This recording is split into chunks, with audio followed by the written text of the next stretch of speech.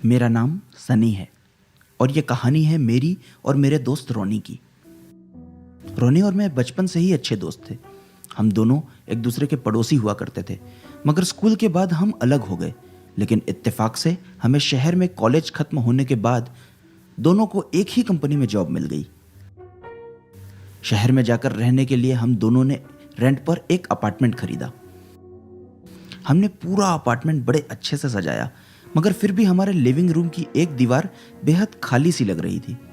इसलिए हम दोनों ने फैसला किया कि हम यहाँ पर एक अच्छी सी और बड़ी सी पेंटिंग लगाएंगे।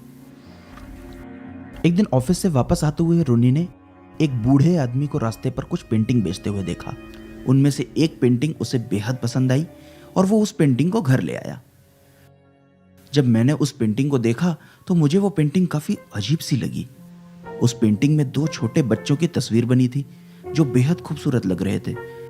लेकिन अजीब बात यह थी कि पूरी तस्वीर सिर्फ लाल रंग से बनी हुई थी और इस पेंटिंग से एक अजीब सी स्मेल आ रही थी, बिल्कुल किसी सड़ी हुई पुरानी लाश की तरह। जब मैंने रोनी से उस पेंटिंग के बारे में पूछा तो उसने कहा कि मुझे ये पेंटिंग काफ़ी अच्छी लगी, इसलिए मैं इसे घर ले आया। इसका कलर कुछ अलग है, यह हमारे लिविंग रूम में बहुत अच्छी लगेगी। मुझे उसकी बात सही लगी और सच, वो पेंटिंग हमारे लिविंग रूम में बहुत अच्छी लग रही थी।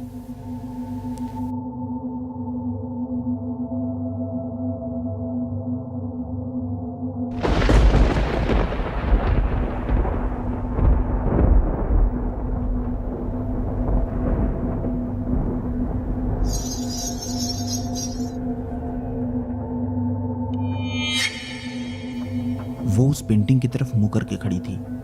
उसके बाल लंबे थे। उसने एक लंबी सी लाल रंग की ड्रेस पहनी हुई थी, जिसे देखकर ऐसे लग रहा था जैसे कि उसका रंग खून से लाल हुआ। रोनी उसे देखकर डर गया, क्योंकि हमारा अपार्टमेंट 7th फ्लोर पे था, इसलिए इस औरत का खिड़की के जरिए घर में आना इम्पॉसिबल था। और घर का दरवाजा बंद होने के बावजूद भी आखिर वो औरत घर में आई कैसे, ये उसे समझ ही नहीं आ रहा था। कौन हो तुम और हमारे घर के अंदर कैसे आई? मैं तुमसे बात कर रहा हूं, कौन हो तुम? तभी वो औरत रोनी की तरफ मुड़ी और रोनी ने उसका डरावना चेहरा देखा।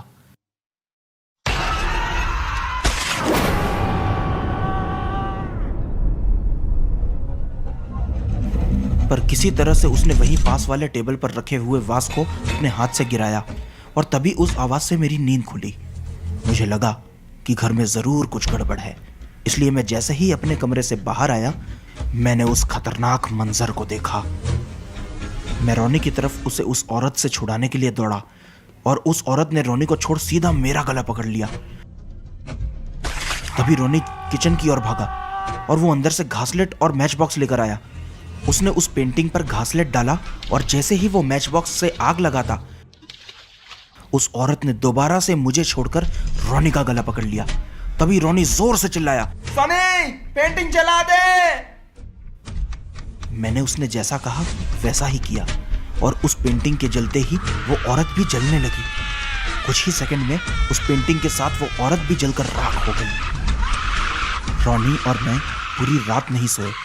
अगली सुबह मैंने जब उससे पूछा कि तुम्हें कैसे पता, तब उसने कहा कि जब मैंने उस पेंटिंग को पहली बार देखा तो उसमें उन बच्चों के अलावा कोई और भी था, मगर ऐसा लग रहा था कि किसी ने उस पेंटिंग के साथ छेड़छाड़ की है।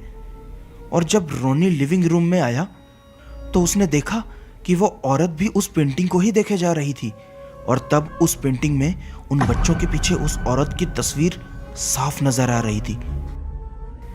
इसलिए मुझे लगा कि ये दोनों जुड़े हुए होंगे। इस वजह से मैंने उस पेंटिंग को जलाना ही सही समझा।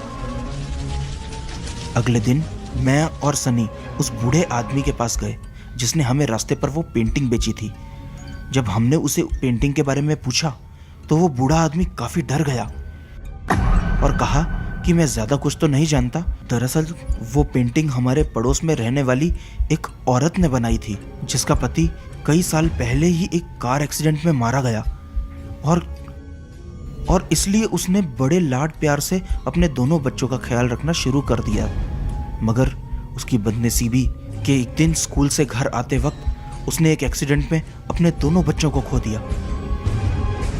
उस दिन के बाद से वो औरत पागल सी हो गई है। अपने बच्चों की याद में वो उनकी एक तस्वीर बनाने लगी, जिसके लिए उसने अपने ही शरीर को घायल करके अपने खून से उस पेंटिंग को बनाना शुरू कर दिया। वो हर रोज अपने बदन के किसी हिस्से को काटती और वहां से निकले खून से उस पेंटिंग में रंग भरती, और यही वजह थी कि उस पेंटिंग से एक अजीब सी बदबू आती।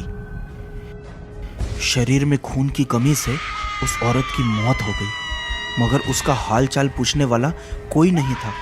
इसीलिए उसकी मौत के बारे में भी पड़ोसियों को उसकी मौत के 1 महीने बाद पता चला, जब आसपास के इलाके में उसकी लाश की बदबू आने लगी। एक दिन जब उस घर के असली मालिक ने वो घर खाली किया, तो वही खूनी पेंटिंग उसने रास्ते पर फेंक दी। उस बूढ़े आदमी का भी इस दुनिया में कोई नहीं था। वो भी बड़ी मुश्किल से रास्ते पर अपनी पेंटिंग्स बेचकर अपना गुजारा करता था। इसलिए जब उसे वो पेंटिंग दिखी, उसने सोचा कि इससे थोड़े बहुत पैसे और कमा लेगा। पहले तो उसने उस तस्वीर से किसी तरह से उस औरत का चेहरा हटाया और उसे थोड़ा बहुत पॉलिश करके बेचने के लिए लेकर आ गया। उसकी बात सुनकर मुझे और रोनी को उस औरत के लिए काफ़ी बुरा लगा, मगर एक तरफ हम बेहद खुश भी हुए कि उस रात के हादसे के बाद हम लोग अभी भी जिंदा थे। उस दिन के बाद से हमने दोबारा कोई भी पेंटिंग न खरीदने का फैसला किया, मगर आज भी उस औरत का वो डरावना सा चेहरा हमें हमारे सपने में आकर डराता है।